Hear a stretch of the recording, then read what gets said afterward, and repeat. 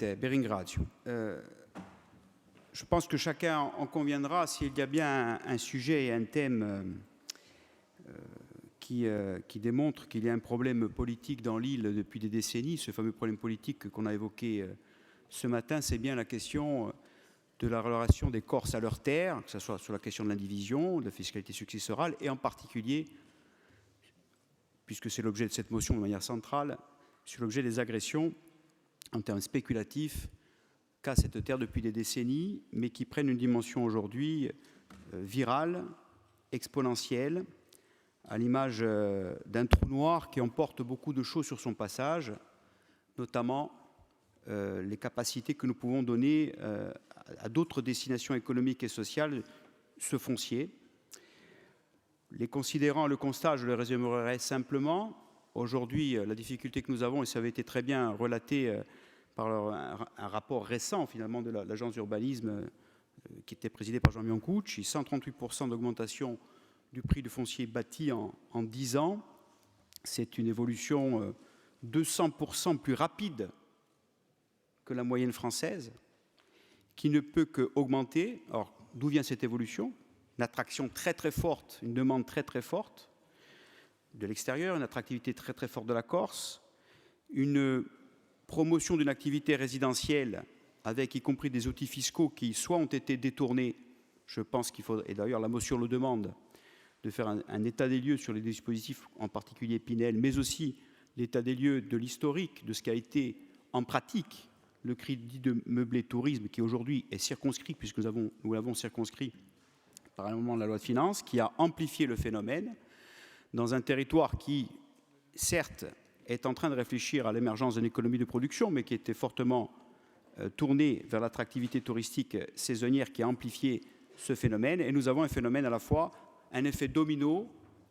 dans le sens où l'augmentation de ce foncier bâti augmente à la hausse le foncier non bâti, donc le coût du logement permanent, donc le coût des loyers, et donc restreint la rentabilité au mètre carré d'autres destinations, y compris le logement social, puisque nous sommes aussi, par ailleurs, en retrait sur le logement social. Et donc nous avons une destination résidentielle galopante liée à ce phénomène de promotion de résidentialisation, de spéculation immobilière, qui atteint des sommets et qui est viral aussi, deuxième effet, dans l'espace. Si certains territoires sont plus touchés que d'autres aujourd'hui, la viralité de la croissance des prix se voit même dans le territoire rural, qui ne constate pas, même dans le village de montagne le plus reculé, que nous sommes passés en 10 ans de 15 € le mètre à 30 € le mètre en 10 ans, ce qui est quand même doublé.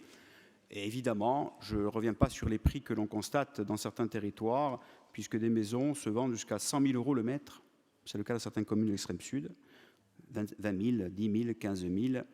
Et évidemment, tout cela est en rapport avec la situation sociale de notre île. Un corps sur 5 est sous le seuil de pauvreté, le salaire médian est inférieur à la moyenne nationale, donc le pouvoir d'achat de faire front évidemment en retrait.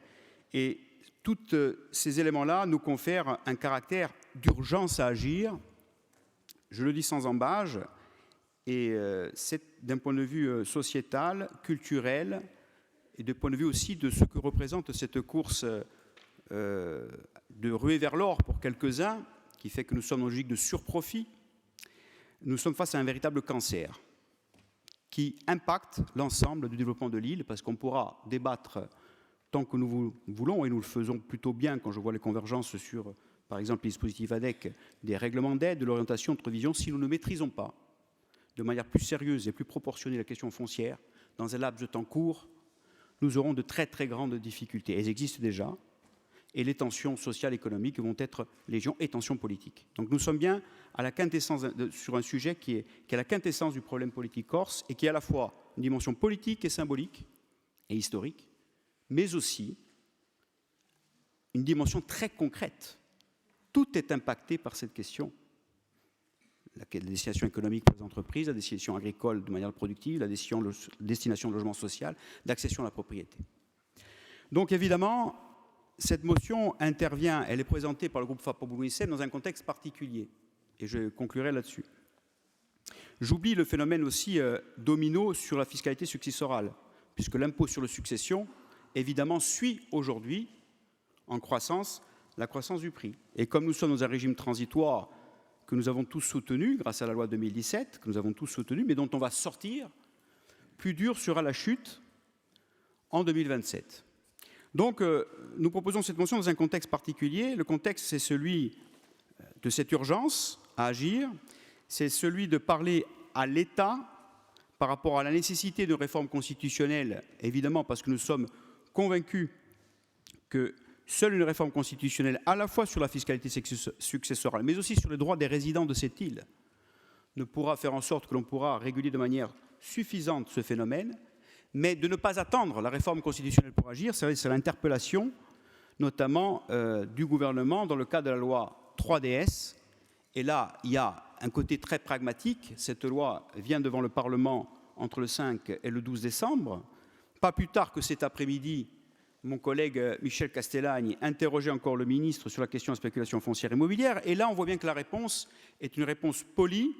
On comprend la situation, mais le principe d'égalité risque d'être rompu, ce que l'on peut aisément démontrer,